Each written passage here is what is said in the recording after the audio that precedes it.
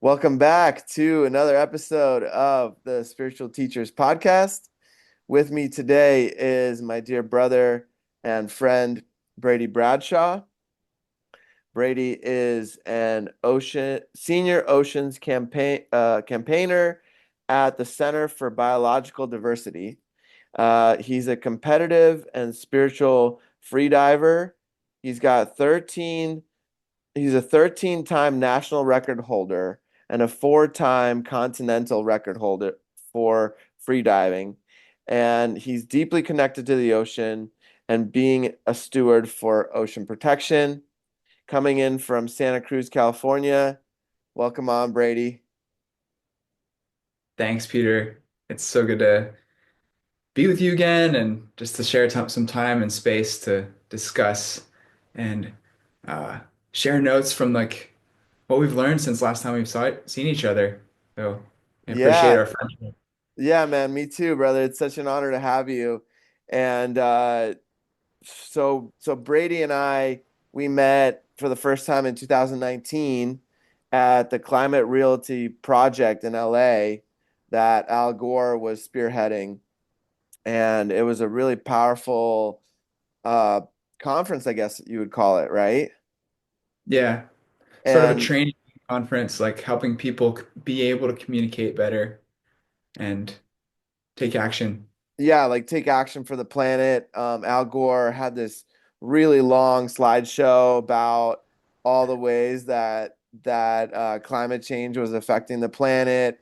He had all corners of the planet documented when there was volcanoes erupting and earthquakes and all kind of natural disasters related to what was happening on the planet.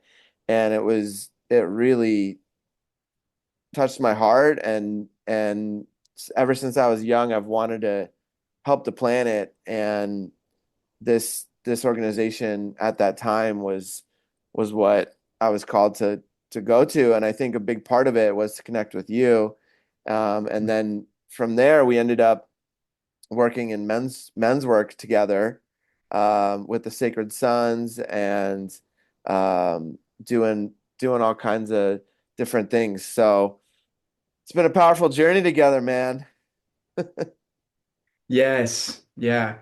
Oh, there's one thing before we got into this conversation, I wanted to make sure to just state that I am a senior oceans campaigner at the Center for Biological Diversity in a professional capacity, and um, I just want to say I'm here in my personal capacity, and the views that I express are my own views and don't necessarily reflect the views of the Center for Biological Diversity. So, kind of just a little disclaimer there, and I'm really excited to explore all these concepts with you. Yeah, man. That's important to state for sure. And I think today we'll start by talking about your awakening journey.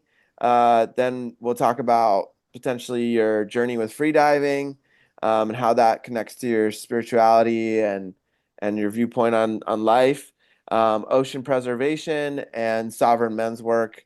And we'll see where spirit guides us from there, man. So. Yeah, if you, I'd love to hear about your awakening journey, brother. Yeah, great. Thanks for asking.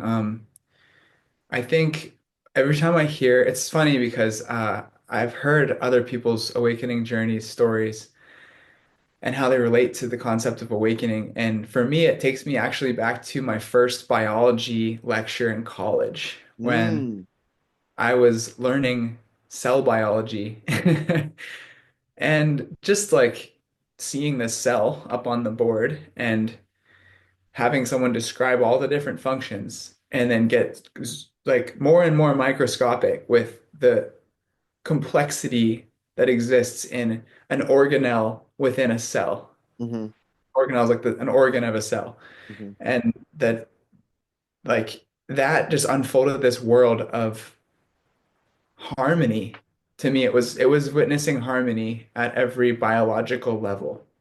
That mm, the way that our, something deep within our bodies is functioning reflects the way that we as a organism is functioning And then also there are other levels like the ecological connections between us and other animals and how we exchange and how native cultures have reciprocity with the earth and recognize that we all exist in relation to one another.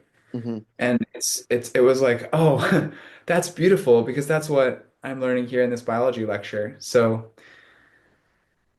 in a way, science sort of became a spiritual practice for me because as long as I was in a state of like curiosity about Hmm. things, Hmm. it's a total spiritual practice to be Hmm. like learning about the ways that life is. Yeah, man, it's the Lion King taught us about the circle of life, right? And how everything's interconnected, and yeah, science is it's a powerful doorway, and so from there, learning about the cell, something sparked, right? From seeing these organelles and the interconnection of it. And so where did that take you from there? Yeah, thanks. I was interested at the time as a young person being asked from all directions, what are you going to do with your life? Hmm. What are you going to do? What are you going to do? Um, I was like, okay, I think what I want to do is be a veterinarian at SeaWorld because I want to help dolphins and whales because Oh, wow. that's like something that came from when I was really young. I always loved animals, was Yeah. fascinated by biodiversity. I don't know if you And know this, but that was actually my original major in college too. I always wanted to be a veterinarian. oh, wild. Yeah, Probably that's so cool. I mean, there's probably a reason we resonate so much on a deep level. for sure. For sure. So I was like pursuing that path and I Hmm. was working on just I was like, I'm going to SeaWorld. I'm going to work there. Hmm. And someone recommended that I watch this documentary that basically exposed SeaWorld for being complicit in the slaughter of dolphins. Was that In Blackfish? it was called The Cove, Oh, okay. and it was a movie created by the person that was the actor in the movie Flipper, who sort of recognized that marine mammals in captivity were not happy. Hmm. So, and that wasn't something that like everyone's under the impression that we're in this like loving relationship when it's actually captivity and Hmm. slavery for these Yeah. animals. So yeah, that movie rocked me and opened my eyes, and I sort of got jetted into activism. I really felt betrayed Hmm. by the dominant paradigm that animals exist for our pleasure. Right. So before that, SeaWorld was perceived as like this happy place, right? For the dolphins and the whales that they were cared for and that they had a good life. But then this documentary basically exposed that that was the complete opposite of that, right? Yeah, to me, it just exposed that people at SeaWorld were selecting dolphins from these hunters in Japan, and that they were aware that after that, the rest of the dolphins were slaughtered Oh, wow. brutally. And, that to me just turned the whole concept of like partnership that I thought, like, as a young person, I thought maybe like somehow I was just blind to the idea that, SeaWorld didn't have the best interest of the animals in mind, and it was just purely for profit, and they couldn't give a damn about the well-being of the species or the individuals that they Hmm. were exploiting. Yeah.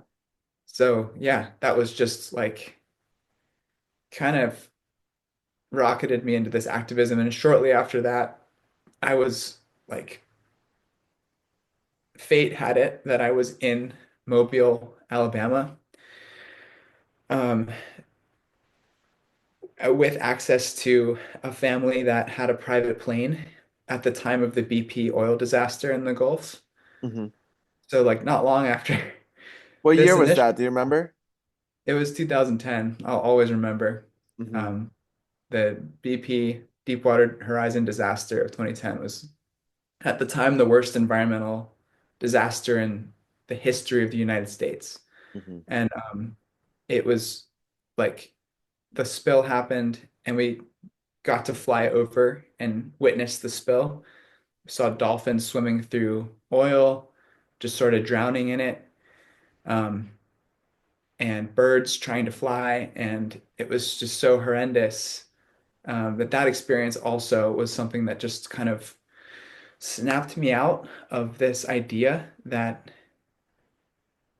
the culture that we're living in was like oriented in the right direction.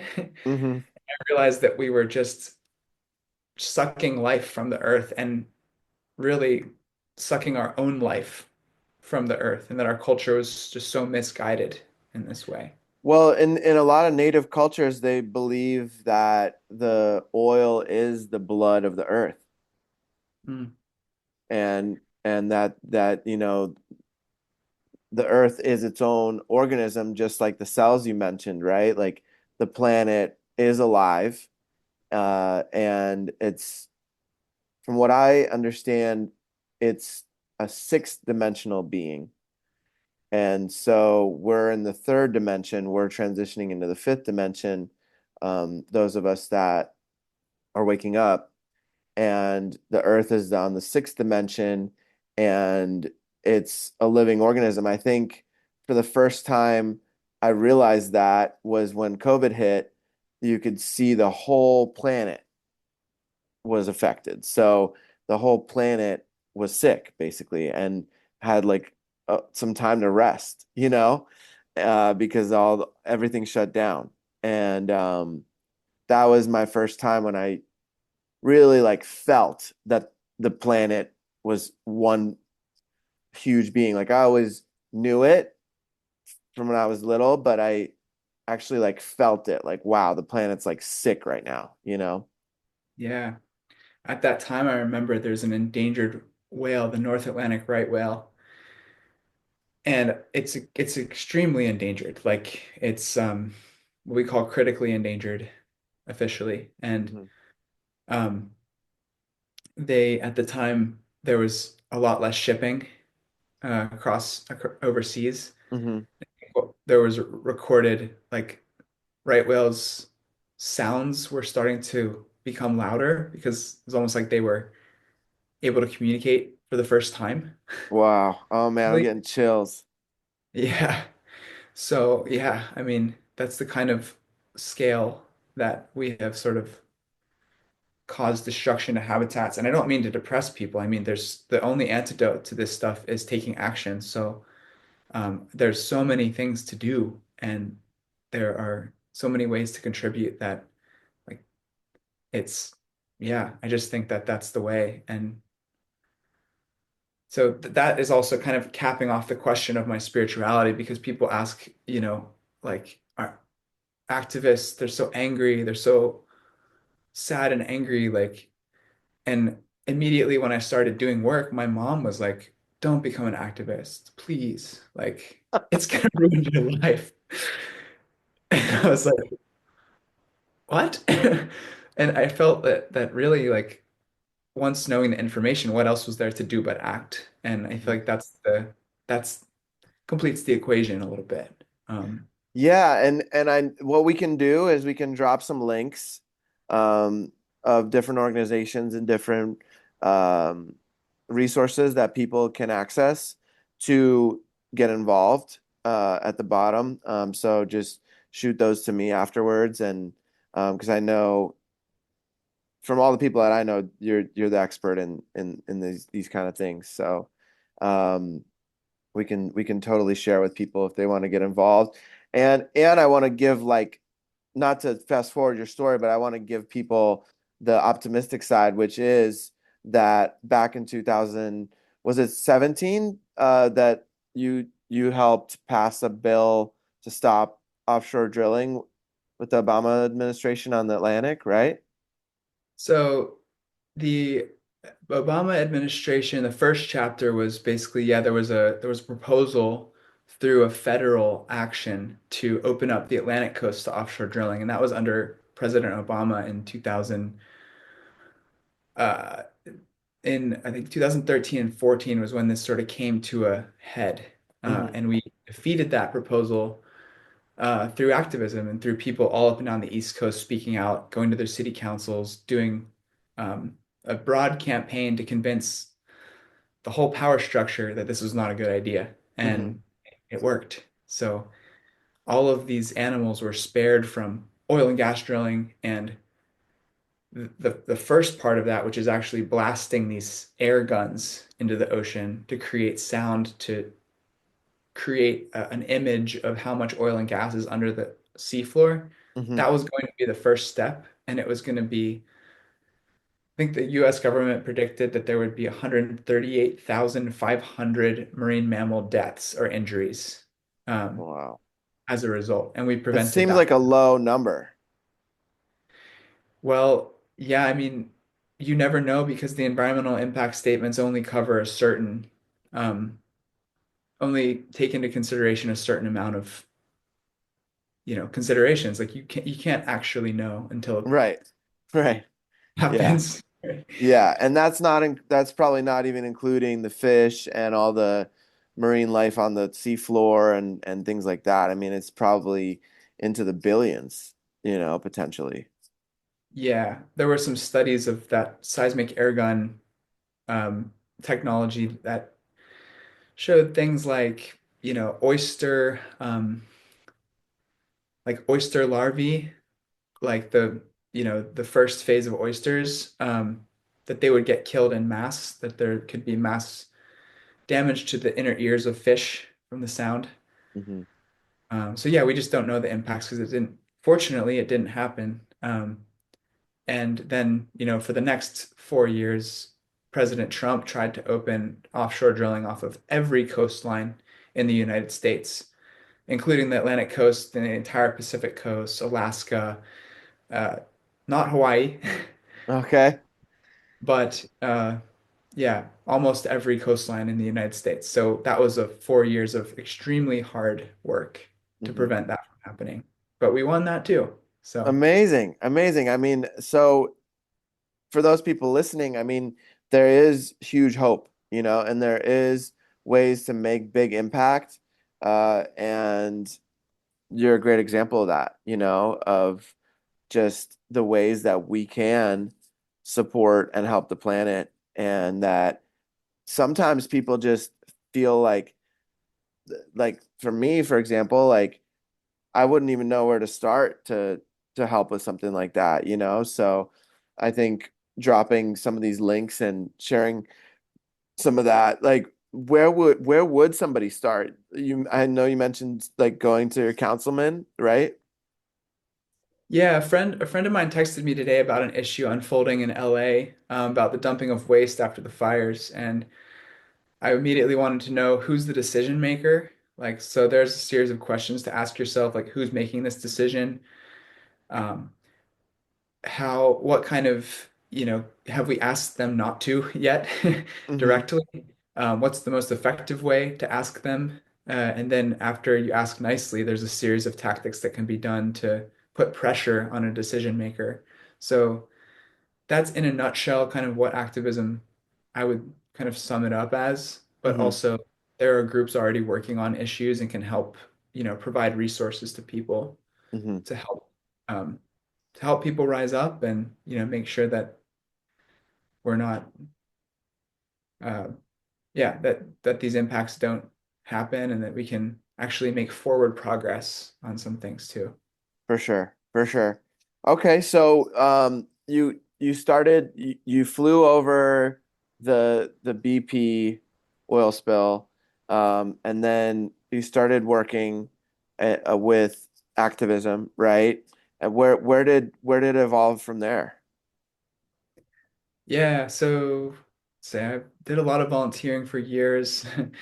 I had been in a competitive swimmer in my first year of college, so that was sort of in the back of my mind, like always a thing. And I was, for me to show up in a good way every day, like I have to move my body. So um, being able to get on a bike and I was getting a triathlon for a little while.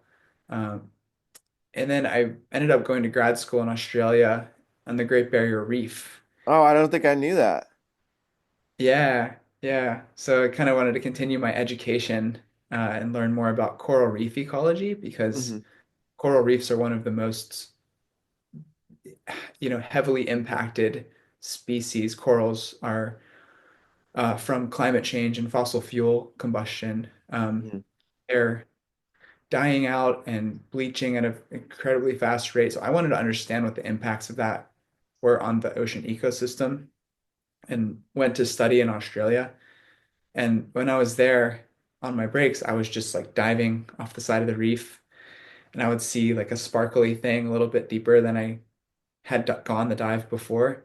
And I just kept going and kept finding things deeper. And then someone told me about free diving as a sport. Like there's actually like a competitive sport called free diving. Okay, and what year was this? This is 2015. Yeah, Okay. 2015. So I actually quit grad school Oh, wow. because I was so into it. I just Hmm. felt like I felt reborn at that time. Hmm. I got so addicted to the feeling of being underwater and Hmm. not having bubbles from a scuba tank, Hmm. and the amount of peace that came to me when I was just, floating in suspension underwater with the animals that I'm trying to protect. Hmm. Um, That's such a beautiful image and such a beautiful experience, right? yeah, yeah, it's everything to me. It's become my church, Hmm. which then circles back to like the protection aspect. I consider the ocean, all of the ecosystems in the ocean as incredibly sacred. And to me, it's like if I don't have that, I'm not myself. Yeah. And the question that comes up is like, people talk about different rate like different beings and extraterrestrials and even beings that lived on the planet. And there's so many cultures and so many records of mer people, mermaids, mermen, right?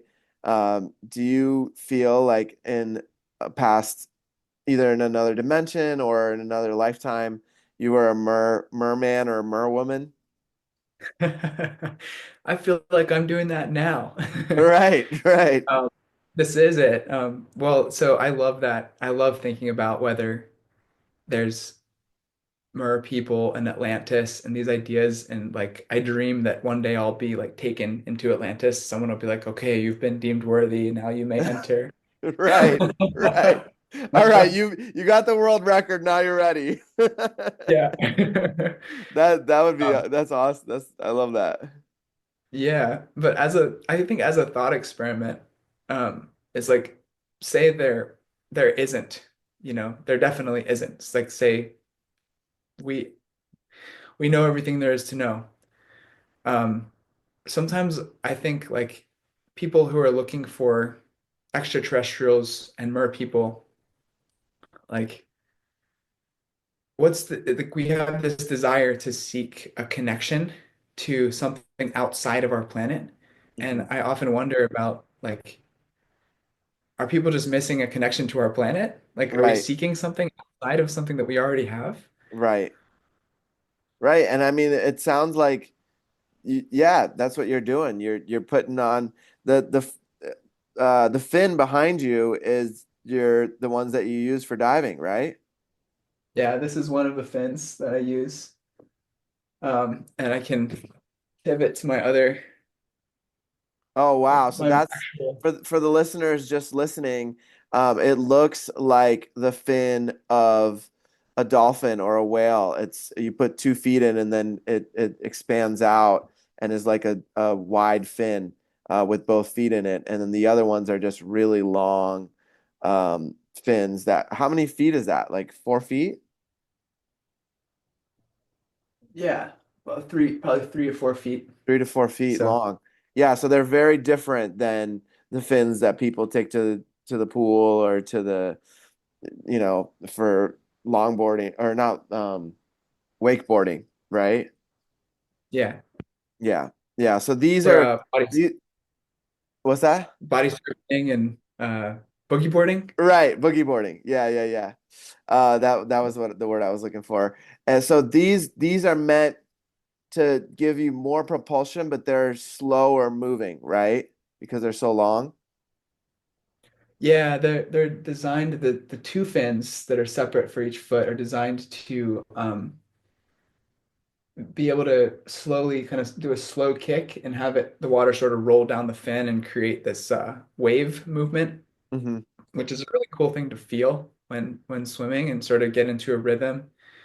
And one of the beautiful things about using either one of these fins is that it allows me to get into a rhythm with my body and Hmm. close my eyes, kind of go internal, and yeah, kind of get into a sort of a trance while holding my breath. So the sport of freediving is a very internal sport. Some people say that you go scuba diving to look around and you go freediving to look within. I love that. I love that. Yeah, and I think it's probably one of the lesser known sports in the world, right? Do they compete in it in the Olympics? It's been proposed, I think, to the Olympics to be a sport. And they're sort of evaluating whether it's going to be in the Olympics. And it's currently going to be in the World Games this year, which is sort of a precursor to being Okay. featured in. So it Okay, might be in so the Olympics 2028 or 2032, but we're not sure yet. okay. So are you training for the World Games? No, they only selected the top 8 athletes in the world, and I didn't make that cut this Okay. time around. Okay. Um, so there's actually Yeah, there are actually only 8 men and 8 women going this year. Wow. Uh, Okay. if it goes to the Olympics, there'll probably be a lot more. Yeah. Yeah. Okay. Wow. I'm looking forward to the day that it is part of the Olympics. Yeah, me too, So of course. So I think about the people in and around the Pacific, like around Australia, the islands all around there. A lot of the cultures there, a lot of the a lot of them just like live in houses on the water. So they're so intertwined with the ocean, and they're just free diving from the time they're basically tiny little humans, and those people most likely, do you know anything about like how long those I've seen articles about those people. I think they hold their breath for what, about 4 minutes or more, I think.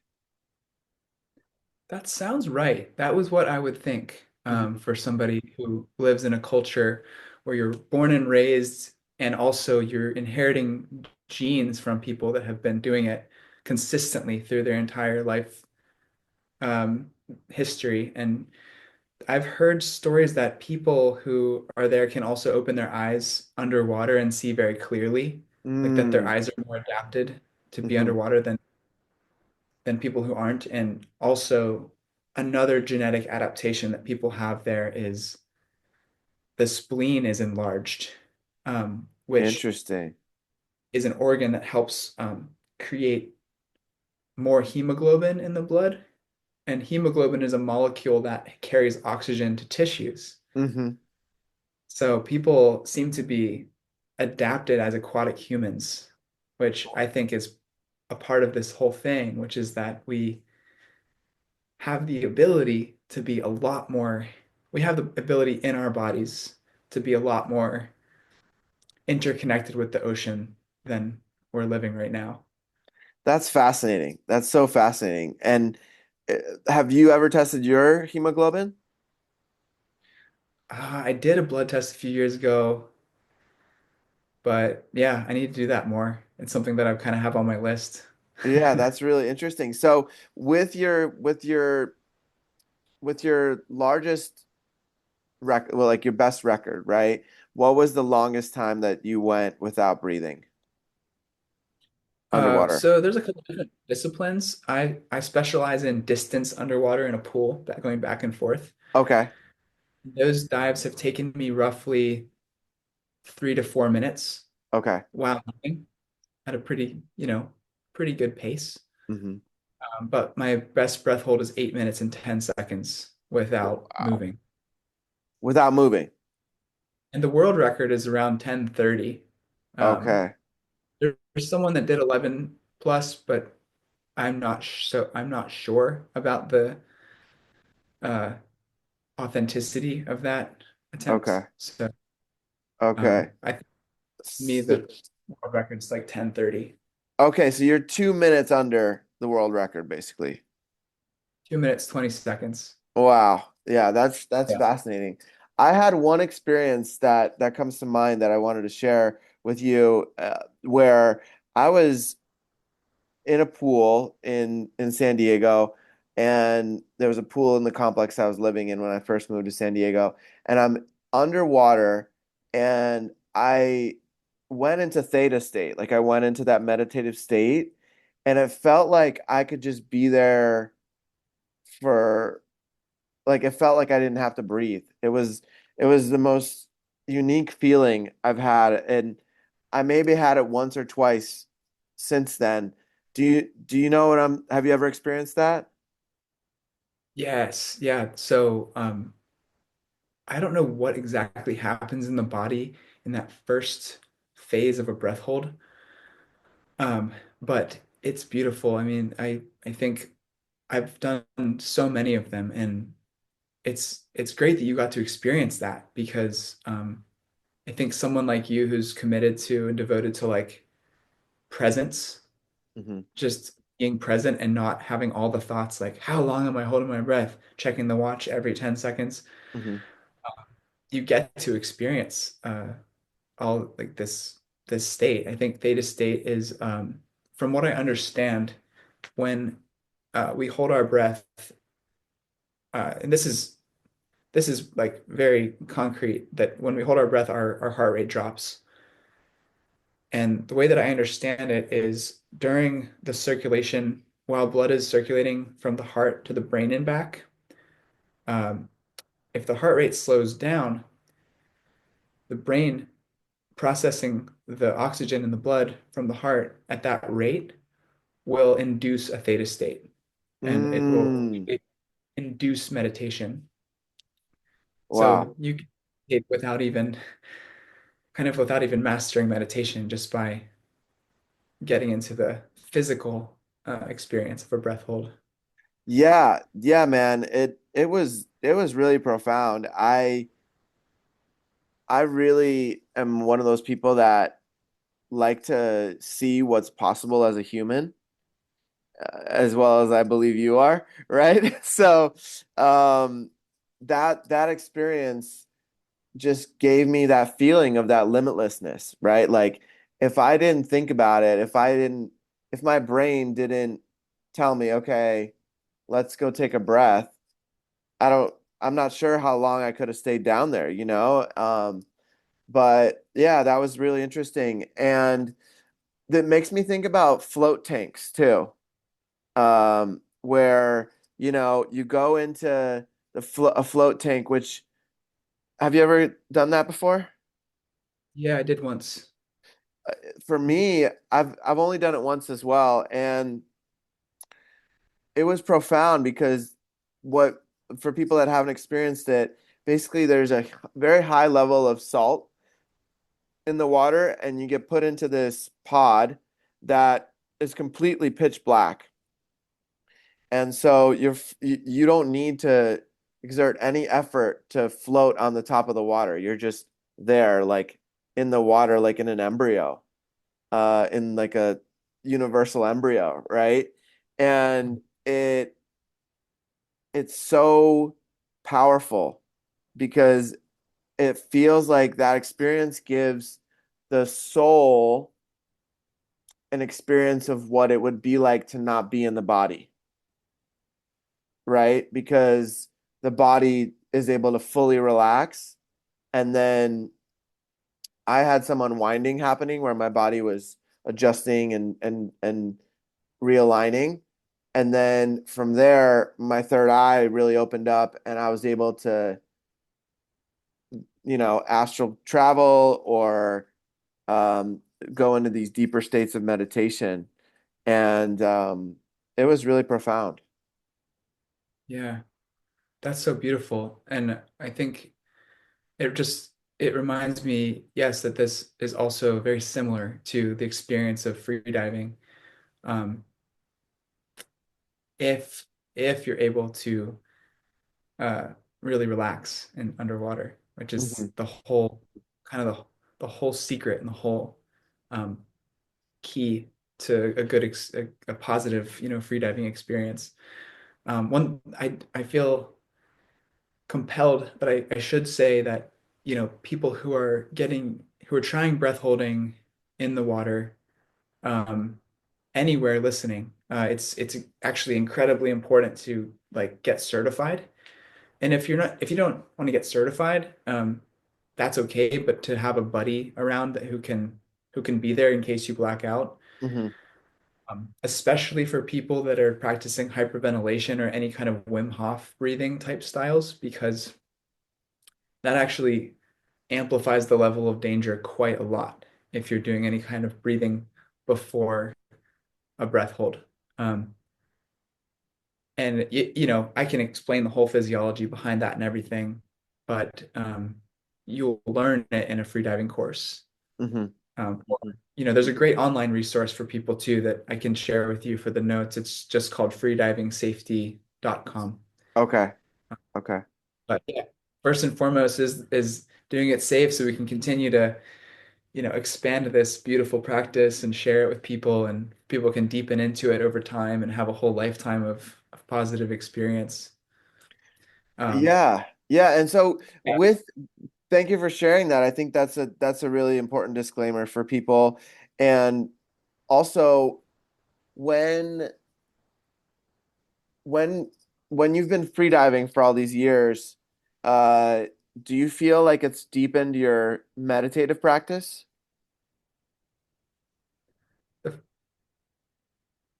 Yes, I mean it is a meditative practice. I think if anything, it might have made it a little harder for me to meditate outside of the water. Right, right, because it's so easy Um, to drop in probably for you now in the water, right? Yeah, but I feel like maybe other people can. I don't know if you resonate with this idea, but the meditation practice is always changing and a little bit, and the challenges are sort of shifting in terms Hmm. of like finding that state. Hmm. Um, I mean, I also don't practice meditation that often, so I think I'm constantly trying to shake off the rust. Hmm. Hmm. Um, I feel like they kind of go hand in hand, you know, and it makes me think about um what the Tibetan monks do is they hold, I mean, in some of the practices, the Tibetan monks will hold the other man or woman's ankles and they will oscillate them for about 5 minutes in the morning to start the chi aligning, the spine aligning, and the chi flowing in a very um, cohesive way throughout the body through the meridians. And there's actually a machine called the Chi machine that the Japanese perfected, where you put your ankles onto this oscillating machine. You lay down on a mat or on the ground, and it's about, I'd say, like 12 inches off the ground, and you're oscillating at a very specific pace. And what happens after about 10 to 20 minutes is when the machine stops, there's this wave of chi that flows through the body. And it made me think about that wave-like motion you were describing when you're underwater with the large fins and how your spine is aligning, the chi is like flowing and opening through you. Uh, yeah, I think there's something really beautiful happening there. Yeah, it's making me think about the way the cadence of movement and how when I'm really trying to achieve a good result from my dive, this is the whole thing about it being competitive, but also about awareness. Hmm. And so it's not the kind of sport where you go in and you just beat your chest and say, "Oh, I'm gonna do this." Right. It's it's like all about awareness and focus and presence the whole time. And so I'm like, 2 minutes into a dive and I start having very strong urge to breathe. And then I bring my mind back to the feeling of the water moving over my body and how clearly I feel like I'm cutting through the leading edges of my fingers. They're slicing through the water as my fin behind me is achieving this perfect wave of movement that kind of, continues the last kick motion, and can continue this effortless as much as possible, reducing the effort and the output. Um, so the whole experience altogether is sort of like becoming, letting the water teach me how to focus, if that makes sense. It's being immersed in this substance, and so I'm sort of always sort of attuning to the resonance of the water, because it's my goal is not to overpower it, but uh, to allow it to propel me forward. And so that's, I think, the whole kind of Bruce Lee thing. Be like water, my friend. Yeah. Yeah, yeah, it sounds like you're almost like becoming one with it. Yeah, that's really the goal. I mean, there's so much water in our bodies. We're mostly water. Hmm. To, to give thanks, I think also as part of this whole practice, it's like give thanks. I mean, we evolved to be this being in this, this space. And like I think it feels quite natural to get back in the water. Like you mentioned, it's like going back to the embryo Hmm. at times. Hmm. And so I think there's an inherent need for us to be immersed at times in water. Yeah. And yeah, it could go in all sorts of directions because there's this whole beautiful thing about grounding in the ions of the sea and how the body can, discharge energy in water. There's just so many good things to talk about here. Well, yeah, it makes me think about something I heard actually on a podcast with Theo Vaughn and Cat Williams this week, where Cat Williams said that if you're in water, negative energy can't touch you. Like Mm. it can't penetrate through water. And that was really interesting to hear. It really resonated because, people will take these, many cultures will prescribe as medicine uh, what are called baños, or like herbal baths, where you have a blend of different herbs, and uh, you pour them into the bath, and then you submerge yourself into it, and then those herbs help to open you up and to clear any energy in your body. And yeah, it's something that I'm really, because I feel amazing after I go in the ocean, or I've been huge, like I've been swimming was I loved swimming my whole life. And I was a swim instructor for 5 years for kids, and at Rutgers University actually. So yeah, man, I really resonate with the Gosh, water. did we talk about that? I don't think we've ever talked about Love that. teaching kids swimming. It's like the best. Yeah, yeah, man. Working with the kids is, yeah, they pick it up so fast, you know, and it's so natural and it's just as soon as you teach them as soon as I was able to teach them how to float, then the rest is just refining the techniques, you know? So yeah, I think Yeah. going back to the idea of like water being this almost like buffer protecting us and and helping us, people will you can clear your energy. There's so many ways to clear energy from the day, but going in the shower with an intention to use the water to wash off any energy you may have picked up, I feel a huge difference even just with that. Ah, he here it is. Here's the connection to the feminine we were talking about before the call. Yep. Is okay, so here's a thought is I actually feel like it's more accurate the word that you use buffer. I feel like it's more accurate to use the word buffer for water because as opposed to like an idea of which it's no bad energy can touch you when you're in the water Hmm. because I think we also have a responsibility and at a certain point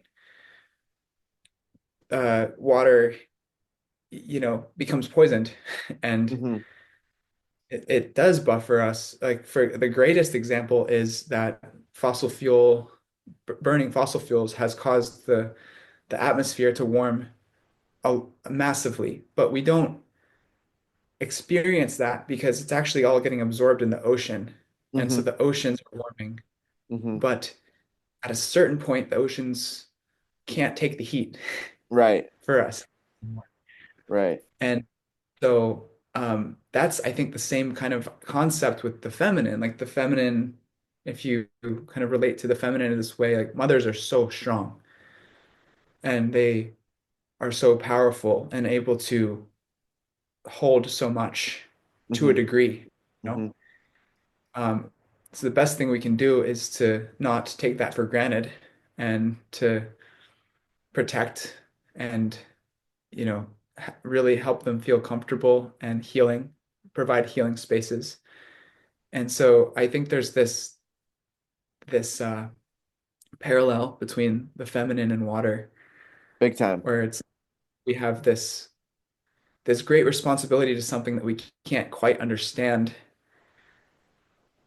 but you know, the striving to help it heal is really like that's been my work is to in both instances is to always strive to be not to say like to be a better man, that saying that I'm a bad man or anything like that, or in a way that's like, you know, putting myself down, but like always striving to be better, you know? Better than the previous version of yourself, right? Like yesterday's version. Yeah, and we're inheriting a whole lot from this culture that has not served us. Big time. And so, like it is a great, beautiful responsibility to try to be better. Right. Yeah. I mean, there's all these patterns that we inherit from society, from our parents, from our family in general, and it's our responsibility to clear and remove those, like be the ones that with the awareness to stop the cycles.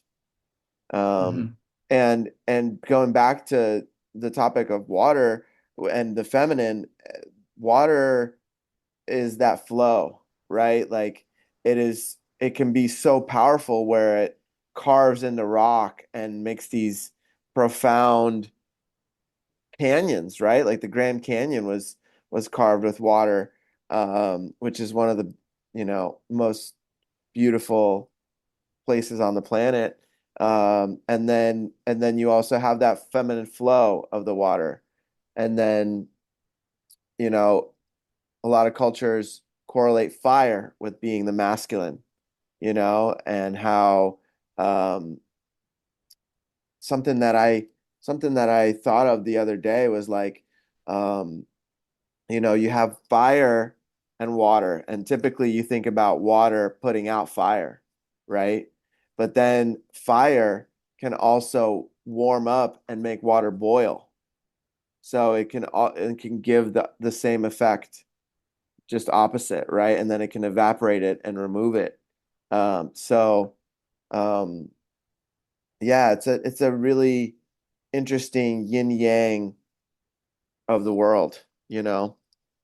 Um, Hmm. and while we're on the topic of water, I don't remember where I heard this, but I think it was a quote or a description I should say where it was describing God and it was describing the divine and it was saying how it's all around us, it's in us, it's part of us. We need it to survive, like all these things. And then it was like, what if water actually is holding or is an essence of God, which it is, but to a deeper level where it's like we are drinking this water and it's keeping the essence of God inside this vessel, inside of our body. And that was fascinating to think about for me because I think a human can only go around 7 days without water. And so and I have felt profound differences in like drinking water from Mount Shasta coming out of the mountain out of a spring versus like tap water being the other extreme of it, right? Where the tap water has different chemicals in it and has been um, and is carrying all sorts of different aspects that need to be filtered out, you know.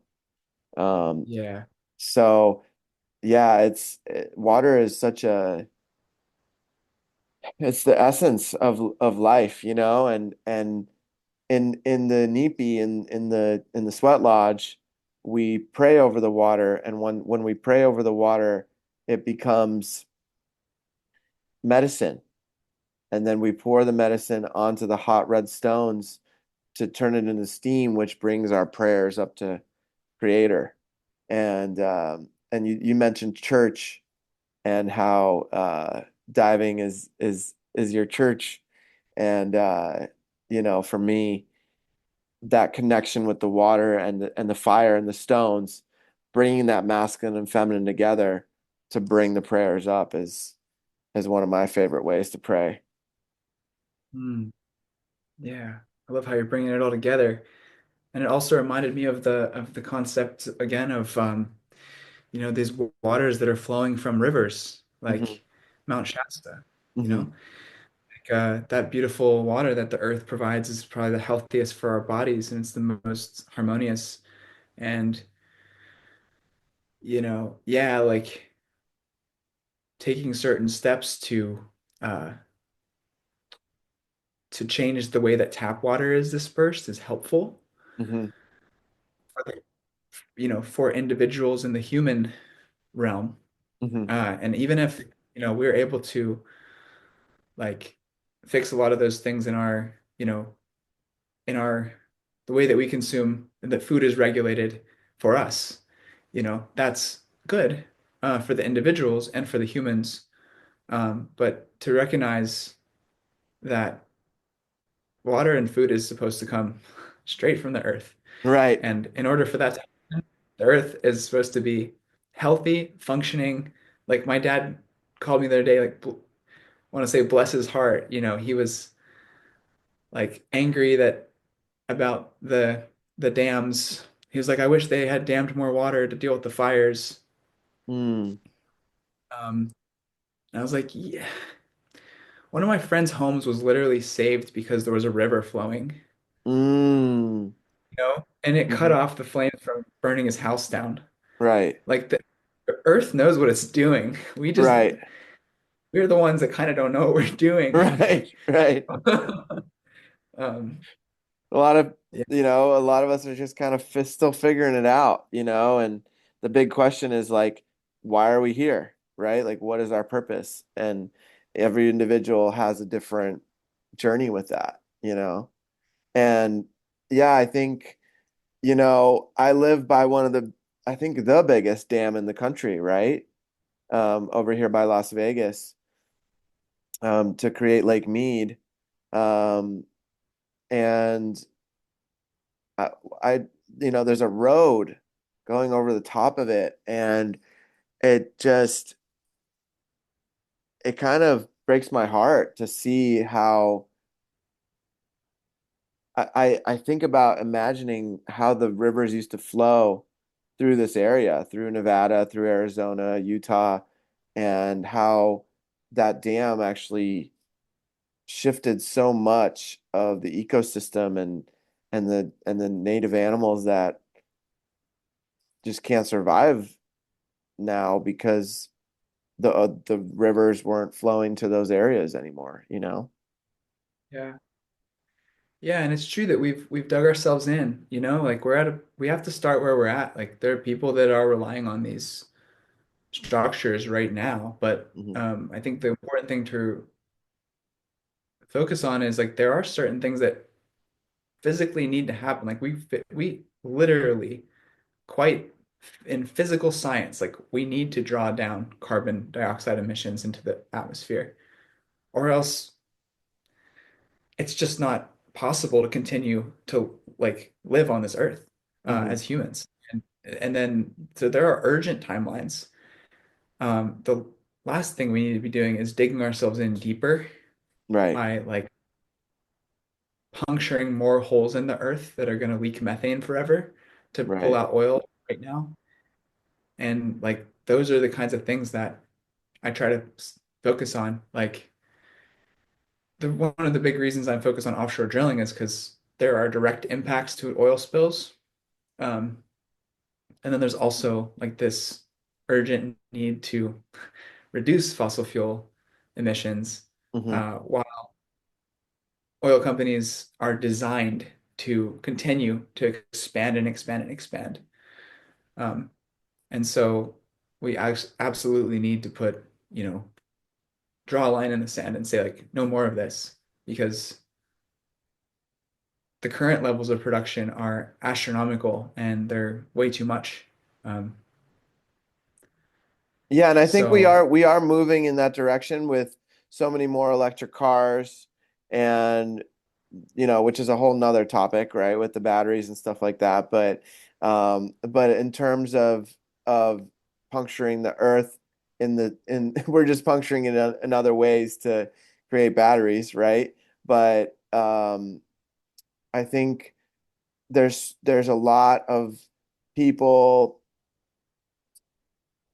tapping back into these Nikolai Tesla technologies where we were using free energy from the earth, and a lot of civilizations before us were so tapped into that, you know? And I think we we as a society need to start like removing the idea of this greed and profit and actually transitioning into these harmonious ways to live with the planet and use the planet has infinite. I've seen videos of people just taking a couple of magnets and being able to wire some things together and being able to light a light bulb, and it never needs to be plugged in. It's just constantly running. And these technologies are available.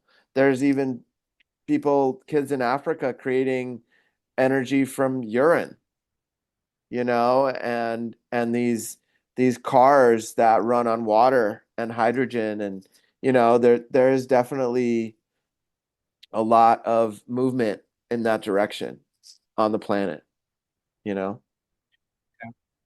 yeah, and there are really powerful forces at work to prevent us from moving that direction too.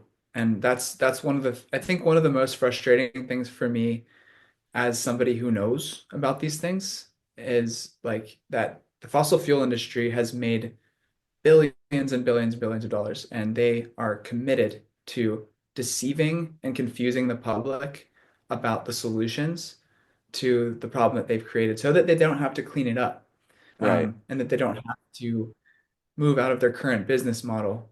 Um, Fossil fuels are more profitable than renewable energies, being that they can be extracted and sold uh, Right. renewable energy is more cheap for people. So Right. like if people can install solar on their house, it's not going to make somebody else money. It's going to make them money. Right. And that's the thing that fossil fuel companies do not want to have happen.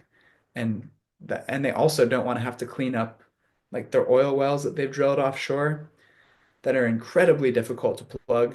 They're actually impossible to plug. They can't be permanently plugged. They can be plugged for about 100 years, and then they have to come back and refill and keep plugging. And if the companies had to do that, they would basically have to answer for these problems forever. Hmm. Hmm. They're just What are trying to they avoid that possibility. what are they using to plug it? Oh, there's trash, cement. Sometimes, I mean, now they've started to use cement. In the past, they've used like telephone poles and just different random trash Hmm. to try to plug the holes. But yeah, there are experts on plugging and abandonment that will tell you that it's not actually possible to plug an oil well. Hmm. And so that's kind of like when you compare what's needed to mine, I'm not saying that it's like ethical to mine lithium or cobalt or the other things that are needed to create renewables.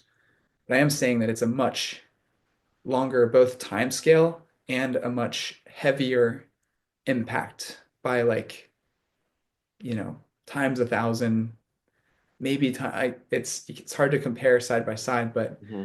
um, this methane that's leaking from these wells Hmm. is probably one of the worst like impacts to our global climate that exists. Just old leaky wells. Yeah. Yeah.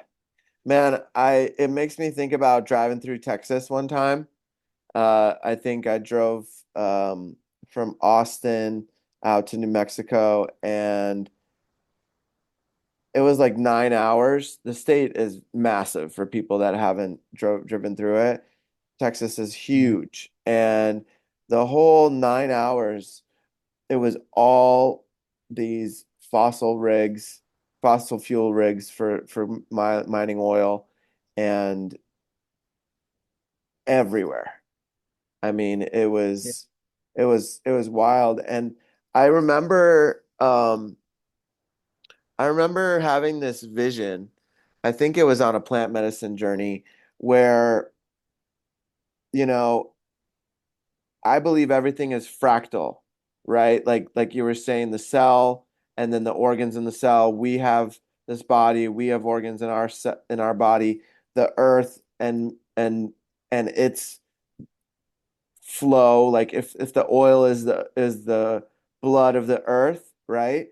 And then it made me think about this, like let's say you get a mosquito bite on your arm, right? This was how my mind was making the connection. Let's say you get a mosquito bite on your arm and it just takes a little bit of your blood. Uh, you might have a little bump there, unless you're allergic. You'll have a little bump there and then it'll heal, right? But then if you cut an artery on your neck, uh, there's a lot more blood that's going to come out of there. And if the mosquito were to tap into there, it would be easier to retrieve a lot of blood from there, and it's like a much bigger vessel versus like these tiny capillaries we have along the top of the arms, right? Versus like your carotid artery and things like that, right? Like those are major highways for blood. And so the vision I had was that, in these places like uh Saudi Arabia, Iran, where you have these major.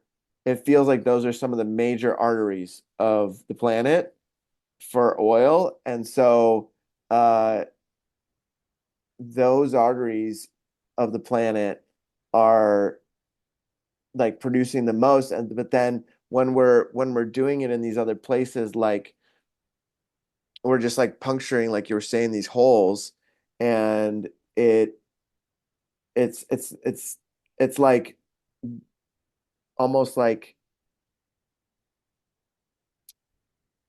does it make sense what I'm sharing? Like it Yeah. yeah, it's like different parts of the planet have different levels of flow and also um yeah, I think we just have to completely shift away from it at very soon, you know? Yeah. Yeah, and it's actually makes me think of a project that several projects are being proposed right now in the Gulf of Mexico that are called 20K projects, and they are deeper, typically in deeper water. Hmm. They are intended, there are equipment that theoretically is designed to drill up to 20,000 psi of oil pressure, which hasn't been done before anywhere around the world, as far as I know, except for in the Gulf of Mexico. So Chevron, BP, and several other companies are seeking permits right now to drill for oil in higher pressure than has ever been drilled before. And these are companies that, like BP, has had a major disaster already in the Gulf. And at that time, it's believed that they may have wiped out about half of the population of another critically endangered whale that only exists in the Gulf of Mexico. Oh wow.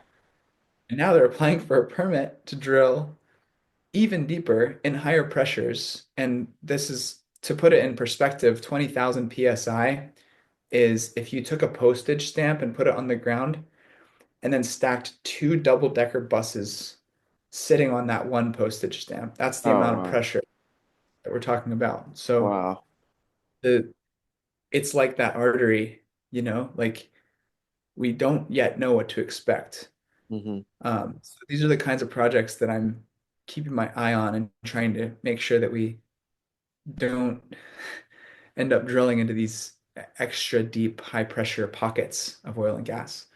Yeah, and as you were talking, it made me think about, in the early 1900s and 1800s, they were using whale blubber for candles and for all these kind of things. Like there was mass onslaught of these innocent, majestic creatures, And I mean, we've come a long way since then, and I need to do some more research, but I'm really curious, like when it transitioned into somebody being like, okay, let's take the oil from the earth.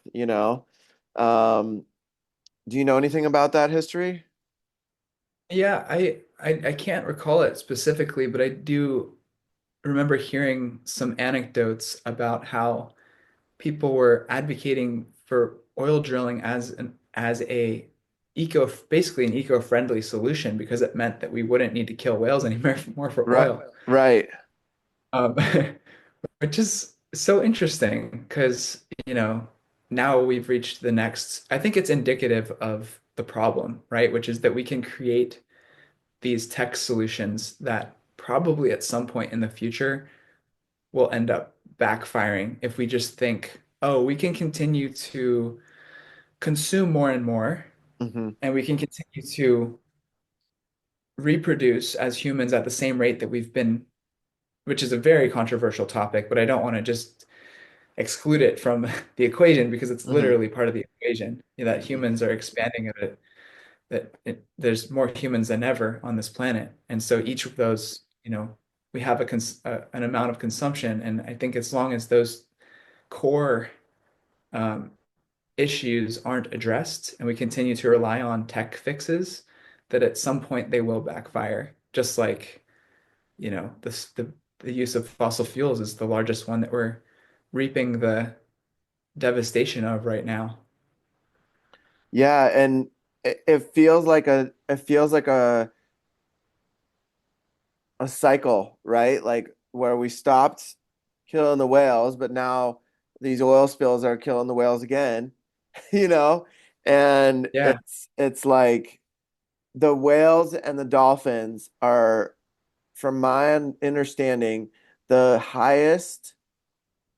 um m- highest vibrational beings on the planet. So they're extremely advanced and they have a language. They're just yeah, they're extremely advanced and they're extremely intelligent And I think, you know, what I'm noticing is like people are dissociating from themselves and from their feelings and from that feminine side that we were talking about. And because of that, they're dissociating with their connection with the mother, which is the planet. And that, is part of my purpose and my mission is to help people reconnect with themselves, to reconnect with their traumas, not to continuously numb out with all these different ways that we've created to numb out in society, right? And it makes me think about this video I saw the other day, and it was this older grandpa, and he's saying how, people are not living anymore. They're not going outside and experiencing. They're inside on the TV with these computer games and these realities that are just in their house, where they're not like reaping and like fully getting the experience of life. And it really resonated with me because, you know, all these video games and movies and things are doing for a lot of people is just I can go back to a time when I was doing the same thing, right? Like where I was just playing video games when I was in college and watching movies so that I wouldn't have to deal with my problems, you know? Uh, And, you know, there's a lot of problems, but not dealing with them creates more from my yeah. experience. Oh my gosh. I'm feeling called to share now a recommendation that one of my professors in college gave me, and this is to anyone, is go live outside for a while. Like get a Mm, hammock and set it up in some woods somewhere. hmm. And I lived in the woods for 7 months of my life at one point, which is a whole different story. Wow. But I ended up, sleeping outside every night for 7 months, and I became like the spiders. There was like a spider that set up shop right next to me and was just like had this beautiful nest, and the crows would come around once a month and like do this thing, bird songs and everything, and it was just like, oh my gosh, this is actually like part of my community is here. Yeah. Yeah, that's amazing, man. Where did you do that? In North Carolina and East Texas. So those are the two places that I split those 7 months. Wow. So what were you doing for food? I worked at a co-op, and I would take the food that we were like getting rid of, Hmm. that didn't look good enough, or it was like slightly sprouted or something. Hmm. I'd bike around with that food in a backpack, show up at my friends' houses and cook for them, and then I could eat food and use their stove. So there was this like other part of it that kind of forced me into developing reciprocity with people. Hmm. And also, like the cool thing about that was I got to be a consumer of what would have been food waste. Right. And I Right. think there's an opportunity for, we talked about this a little bit, right? With the houseless, unhoused population. Like there are these opportunities to like reimagine the value of unhoused people. Like they might choose to stay that way if they're not given a better alternative. And like there's so many things we can do if Yeah. we just think a little, slow down and think about things a little differently. Yeah, man. And there's so many ways to do things in a very cost-effective way Mhm. where, you can use the earth to build homes. Like there's something for people that haven't heard of it called earth ships, where you Mhm. actually take bags, fill them up with dirt, and then make these dome-like structures, and you can connect them and make whole communities with these beautiful.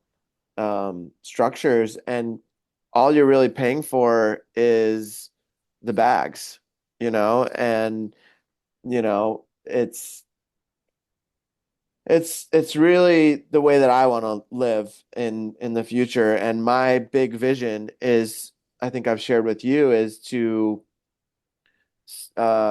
raise money and bring people together to create this conscious community where we can be fully on the land, be living inside of it, like inside of a fully self-sustainable community where we're growing our own crops. Everything is, like you said, from the earth to the plate, and there's no waste.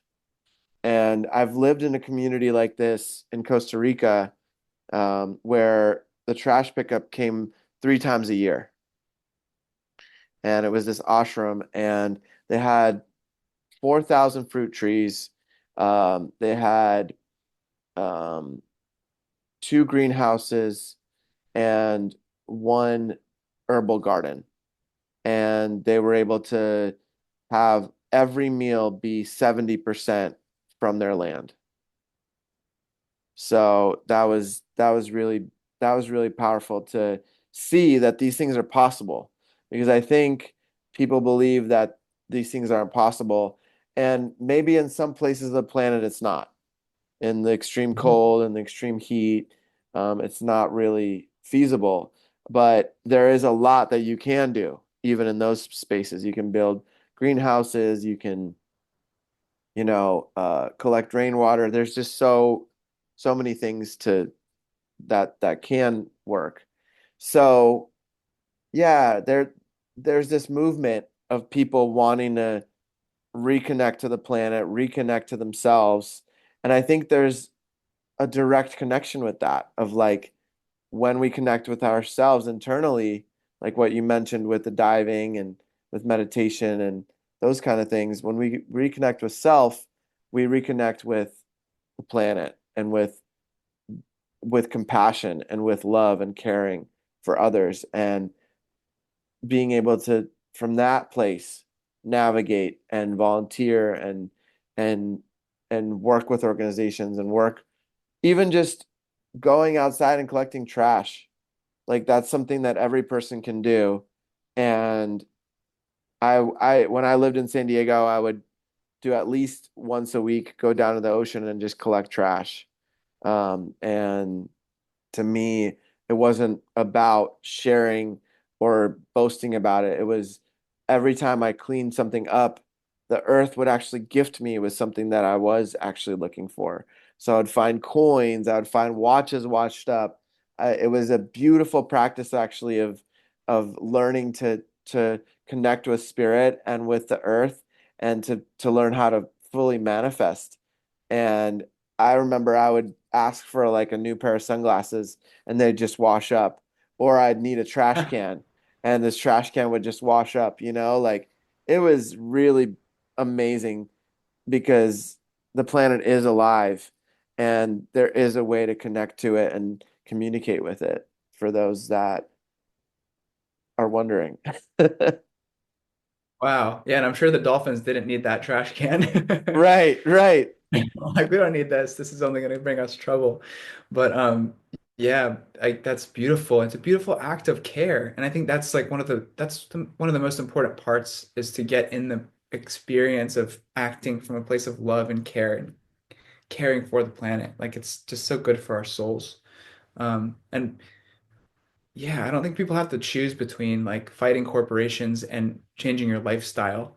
I do think that corporations want us to think that the only thing we can do is change our lifestyle. That's a very well-known, advocacy strategy from the fossil fuel companies and the plastic companies. But I think it's important to do the things that bring you joy and also to know that we don't have to choose between challenging systems of power and also living in a good way. And that both of them are necessary, that we're going to need to have people doing both of those things to realize the kind of world that I think we're all envisioning together. Yeah, yeah, big time. Yeah, man. Um, And so I'm just curious with the free diving, did Mhm. you ever like free swim with whales and dolphins in the ocean? Most of my experiences have been with sea lions. Oh Um, wow. Okay. in- oh yeah. So it's funny because there's a super playful relationship where I'm out in the middle of the ocean diving on a line that's like, you know, I'm doing, say, a warm-up dive at 20 meters, like a 60, 70 meter or 70-foot dive. Hmm. And I go down and I just hang and I'm relaxing. And all of a sudden I feel this, like the water moves over my body really fast. Whoa. And I realized that that was a sea lion dive bombing me. It was going and it turned away and it just kind of, you know, bathed me in water. Um, Wow. they'll come in too and dive at my face and they'll go "Bah," and then they turn away and they blow bubbles. And I can't Oh tell if man. it's aggressive or playful or both. But yeah, that's been most of my experience. And then I've seen like many species of sharks. I've come very close to dolphins. At one point, one of them jumped over my float. Oh wow. We were diving, but I haven't really lucked out with whales very much. I haven't seen very many whales. And that you have a deep connection with the orcas, right? Mhm. Another name you go by is Brady Orca. So can you talk a little bit about that? Like where did Yeah, that connection that originate? would take us back to the beginning of this conversation a little bit about the SeaWorld thing, Hmm. because at that time in my life, I was very disillusioned. I Hmm. was like just incredibly disappointed. I was like, and there was a doll or an orca, which are dolphins, by the way. They're another type of dolphin. Hmm. Even though we call them killer whales. There was an orca at SeaWorld named Tilikum Hmm. who taken, who had basically taken two, maybe killed one dolphin trainer and another one like basically pushed them to the brink of death. Could have eaten them instantly if they wanted to, but I think was trying to prove a point that like this is not a friendly relationship. Hmm. And so I was really kind of struck by that, and it kind of became at that point became my spiritual animal because I had this my spirit animal because I had this like rage for that particular orca and all the orcas that were experiencing captivity like that. But over the years, they've just fascinated me. Like their biology, there's several populations of endangered orcas. One of the ones that I'm working on right now is one that only lives in Oregon, Washington, and a little bit California. Its range sometimes goes all the way down to Monterey Bay, but there's only 73 of them left. Oh wow. That's really bad. That's really bad news for them. They're starving. They don't have enough salmon to eat. Often when they have babies, their babies starve and die. And so, it's like I think of orcas as like this sentinel of the ocean. They help regulate ecosystems. They're super important for the ecosystem, and they also kind of like scare people a little bit. Hmm. And I think we need to all confront our fears. So there's all sorts of themes. Hmm. They're colored like the yin and the yang, Right. and they're incredibly beautiful and soft and sweet, and they also can be fierce. Hmm. And I just like, yeah, my fascination with the orcas is endless. Yeah. Yeah, I can see all those qualities of the orca, and yeah, they're fascinating creatures, man. They're highly intelligent, and what's been happening recently is that they've been showing up around San Diego, which hasn't really been a thing for like when my girlfriend grew up there, and she said they never saw orcas off the shore, but now in the last couple of years they've been migrating down there. Is that because of looking for more food? Most likely, this orcas that people are seeing in San Diego are called transient orcas, and they travel the entire coast. Okay. And the resident orcas wouldn't be found. I would be very surprised if they found resident orcas. However, someone did spot a beluga whale off of San Diego's coast a Really? few, which is extremely weird. Like they only inhabit Alaskan waters and Right. Arctic. So, there are some strange things happening in the ocean, and I unfortunately often think that it's due to animals having to resort to extreme measures to survive. Um, but yeah, hopefully there are ways that it will also adapt. Yeah. Yeah, Yeah. one of my life dreams is to go to some of these remote places and uh be near the whales when they're with their young, like see them, not necessarily like be in the water with them, but like see what their life is like. When I was younger, we would always go up to Maine and we would go whale watching. So I've seen many different whales. Um, and they're just they're so huge and massive and beautiful. And one thing I learned about them was that they sleep. They call it, I think it's called logging, right? When they sleep, they like sometimes like are upright, like vertical, and they just kind of like float on the top of the water, and then they'll just come up a little bit to breathe. And I believe that the way they sleep is like half of their brain goes to sleep and then the other half sleeps. It's really fascinating. Yeah, there are different methods that dolphins and whales use, but I think most of them do have to do with sort of isolating parts of the brain. Yeah, and there's so many lessons that we have to learn. Like, how many people know that about that animal? Um, Yeah. it's there's so many things that the natural world can teach us about. Not that we would just be able to do it, but maybe there are things we can learn about meditation, through knowing more about that. Well, I don't know if this is true, but I heard that they were almost maybe in like a year they'll be completed with a way to communicate with dolphins. Mm. Like they're translating their language, and there's going to be a way to understand what they're saying and actually communicate back with them, which I think is going to be profound. I think, yeah, that's going to be next level. Yeah.